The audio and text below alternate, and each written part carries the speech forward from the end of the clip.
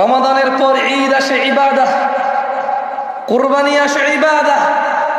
ওরা জেনে গেছে, ইহুদি নাসারারা, মুনাফিকদের অনুসারীরা জেনে গেছে এখানকার মুসলিমরা আল্লাহর পক্ষ থেকে দেওয়া আনন্দ, ঈদের আনন্দ, আল্লাহর ইবাদত সব ফতনা থেকে সিনেমা নাটকে মজে উঠবে, মেতে উঠবে। তাই ওরা ঈদ কুরবানি কেন্দ্র করে ওরা সিনেমা নাটক বানায়।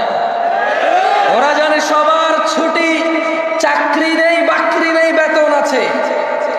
এমন সুযোগের সময় ওরা নিজ পিতামাতা, নিজের কোরআনের অজ্ঞতা দূর করবে না, আলিফ বাতা বলতে পারে না, তা শিখবে না, সালাতের রুকু, এই যে আহকাম, হুকুমগুলো ওরা জানে না, তাসবিহ তাহলিলগুলো ওরা জানে না, ওরা শিখবে না, ওরা সিনেমা নাটক দেখবে। মুনাফিকদের অনুসারীরা জেনে গেছে যে আমরা নামে মুসলমান, সময় পেলেই সিনেমা দেখবো।